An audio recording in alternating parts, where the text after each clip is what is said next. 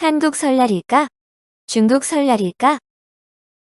설날 연휴인데요. 이 뉴스에 설날이 중국 설날이라고 중국인들이 주장한다는 게 나왔더라고요. 그래서 그것에 대해서 좀 알아보겠습니다. 매일경제에 나온 뉴스는 설날이 차이니스 뉴스라고 중국의 일반적 주장 막는다 해서 사이버 외교 사절단 방크에서 이런 주장을 했다고 하고요. 그리고 뉴스원이라는 데서 중국 설날 한국이 훔쳐가 중누리꾼 서경덕 교수 공격 이렇게 나왔네요. 그리고 나우뉴스라는 데서 설은 중국의 것, 새해 복 많이 받으세요 인사에 중누리꾼들 폭격 이렇게 했고, 파이낸셜 뉴스에서도 중국 설날 한국이 훔쳐가 중누리꾼 서경덕 교수 공격이라고 했습니다. 서경덕 교수가 왜 중국 누리꾼들한테 공격을 받냐면요. 이분이 영문 표기를 Chinese New Year가 아니고 Lunar New Year로 해야 된다고 주장을 했대요. 바꾸자고. 그랬더니 중국 설날을 한국이 훔쳐갔다고 이렇게 공격을 한다는 거예요. 이런 식으로 공격을 한다고 합니다. 근데 음력 설날을 세는 국가가 중국뿐만 아니고 한국도 있고 베트남도 있고 필리핀도 있고 여러 나라에서 한다는 거예요. 그러니까 이런 건 당연한 거다. 중국 게 아니고 루너라고 음력이라고 해야 된다. 음력 설날로 해야 된다. 이런 거죠. 그러면서 중국 누리꾼들은 한국은 원래 중국의 지배하에 있었다. 중국의 설날을 한국이 훔쳐갔다. 이런 식으로 도배하고 욕을 한다고 그래요. 그러면 이들의 주장이 사실인지 알아보겠습니다. 먼저 한국은 원래 중국의 지배하에 있었다라는 주장은 제가 많이 다뤘던 건데요. 간략하게 설명을 드리자면 중국 한족이 중국 대륙을 지배했던 역사는 얼마 없습니다. 맨 마지막인 청나라 왕조도 신라 김씨 후손이 세운 왕조라고 그랬죠. 신라 김씨 후손이 세운 나라이면서 그때 영토를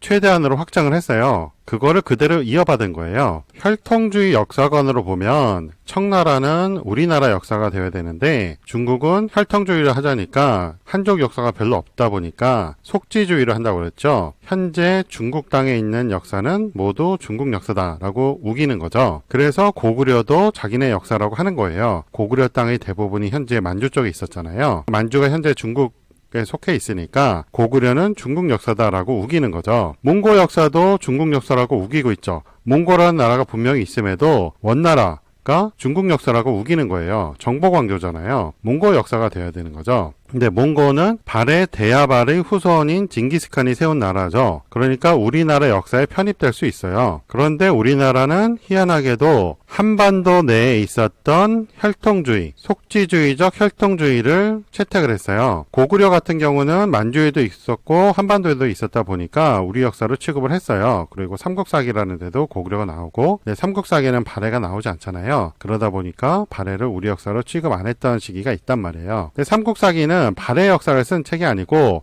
고구려 백제 신라라는 삼국의 역사를 쓴 책이에요. 그러니까 발해가 당연히 안 나오죠. 그래서 저는 혈통주의로 해가지고 우리 조상들이 다스렸던 땅은 전부 다 우리 역사로 해야 된다고 주장을 하고 있고요. 두 번째, 중국 설날이냐 한국 설날이냐에 대해서는 전에 제가 만들었던 동영상에 있습니다. 옛날 달력을 보면요, 태양력이 있고 태음력이 있어요. 태양력이라는 것은 24절기력입니다. 아직도 쓰고 있죠. 그것은 농사 짓는 사람들한테 필요한 거예요. 농사 문화권에서 필요한 겁니다. 그리고 음력은 배를 타는 사람들한테 필요한 거예요. 서해안이 조수간만의 차가 크잖아요. 밀물 때는 괜찮은데 배를 정박을 해놨어요. 근데 썰물 때 물이 쫙 빠지잖아요. 그러면 배를 타고 어떻게 바다로 나가요? 못 나가죠. 그래서 음력에 의지해서 밀물이 언제인지 썰물이 언제인지 또 물이 어느 정도 차는지 이런 거를 쉽게 알 수 있는 거예요. 바닷가 사람들은 아직도 음력을 씁니다. 그래서 달력이 아주 세밀하게 나눠져 있어요. 그렇다면 중국도 서해안을 공유하기 때문에 음력을 쓰는 걸까요? 그런 게 아니라 고대 중국에서 중국의 서해안은 원래 동이족이 살던 곳이에요. 동이족이 다스리던 곳이고 한족이